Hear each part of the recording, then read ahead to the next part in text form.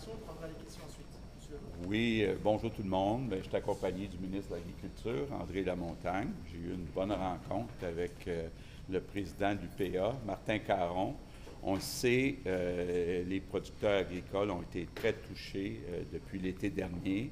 Et donc, on a une entente de principe. On va passer au Conseil des ministres la semaine prochaine, puis il y aura une annonce donc dans les semaines qui viennent. Mais essentiellement, bon, les sujets qui sont touchés, on le sait, sécheresse en Abitibi, qui avait amené des problèmes pour la nourriture qui est donnée aux animaux. Donc, on va ajouter une aide supplémentaire. Il y avait un problème aussi de l'été 2023, les pluies abondantes qui ont amené des dégâts là, pour nos producteurs maraîchers. Donc, encore là, il va y avoir une aide supplémentaire qui va être donnée.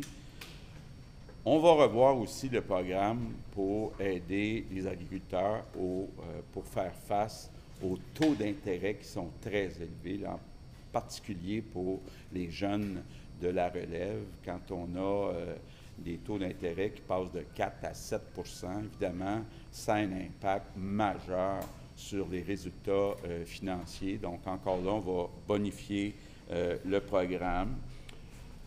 Je vais être délicat dans ce qu'on dit, mais on va remplacer aussi le moratoire sur les superficies cultivables. C'est une demande qui a été faite depuis très longtemps par l'UPA. Ça va être remplacé par un cadre réglementaire. Donc, il va y avoir des conditions, puis ça ne sera pas les mêmes dépendamment des situations.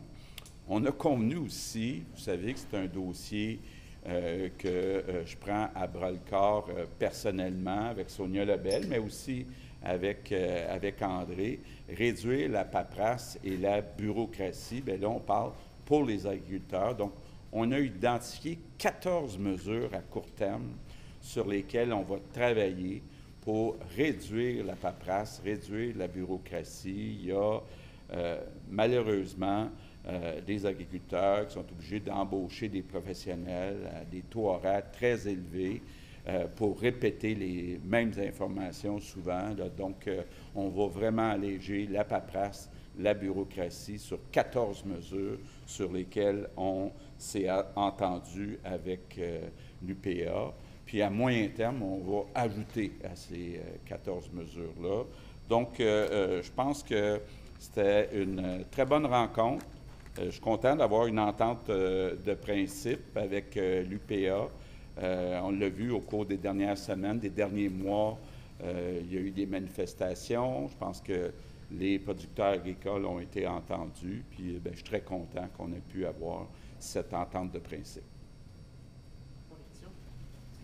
Est-ce que vous pouvez chiffrer un peu combien vous allez mettre de plus sur la table pour le Ça va être annoncé dans les prochaines semaines. Comme je vous disais, ça va passer au Conseil des ministres la semaine prochaine, donc mercredi la semaine prochaine. Puis ensuite, on pourra vous donner le détail des chiffres. Est-ce qu'on peut savoir, pardon, d'où vont provenir les sous? On parlait peut-être du fonds vert, que les producteurs pourraient profiter du fonds vert. Est-ce qu'on peut... Oui.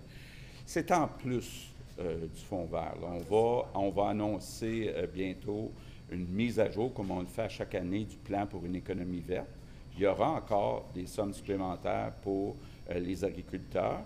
Puis il y a le plan national de l'eau aussi, où il va y avoir des sommes pour les agriculteurs. Mais ce qu'on a convenu aujourd'hui, ce n'est pas dans ces deux plans-là, ça sera en plus. En plus Oui. de profiter du fonds vert? Oui. Ça a été quoi l'élément déclencheur? Parce qu'encore récemment, vous disiez que le gouvernement faisait déjà beaucoup pour compenser les pertes des agriculteurs notamment. Qu'est-ce qui justifie cette espèce de revirement-là aujourd'hui? Bien, c'est vrai que le gouvernement en fait déjà beaucoup, puis je pense qu'on va tous reconnaître, si on se compare avec d'autres provinces, par exemple, qu'on en fait beaucoup. Mais en même temps, il faut comprendre que, prenez juste par exemple les taux d'intérêt, ça a eu un impact là, presque catastrophique sur les résultats des producteurs agricoles.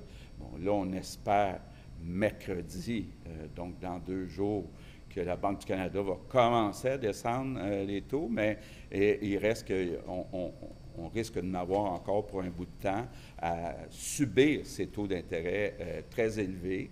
Puis, on pense qu'il fallait vraiment bonifier le programme. Mais et sans les manifestations qui se sont répétées dans les dernières semaines, est-ce qu'on en serait à une entente de principe aujourd'hui? Bien, écoutez, je pense qu'André Lamontagne, ça fait 5 ans et demi qu'il est ministre de l'Agriculture. Il écoute continuellement les gens, que ce soit dans les manifestations ou de façon régulière. On parle avec l'UPA qui connaît bien son monde. Est-ce qu'il y a des allègements environnementaux? Ça a été réclamé beaucoup. Oui. Quand je disais tantôt qu'il y a 14 mesures, ça touche surtout 2 ministères, l'environnement, puis aussi pour les travailleurs étrangers, de ne pas répéter toujours les mêmes demandes s'il n'y a pas eu de changement. Puis ça a une valeur aussi. Là. On pourra en même temps chiffrer, mais c'est beaucoup d'argent. Quand un producteur agricole doit embaucher un agronome à 80$ de l'heure pour remplir de la paperasse, puis de la paperasse, puis de la paperasse, ça finit par coûter très cher. Donc, il y a aussi une économie qui va être rattachée à ces allègements. Puis, bien, les 2 secteurs qui sont d'abord visés, c'est beaucoup l'environnement et le MIFI, le ministère de l'Immigration.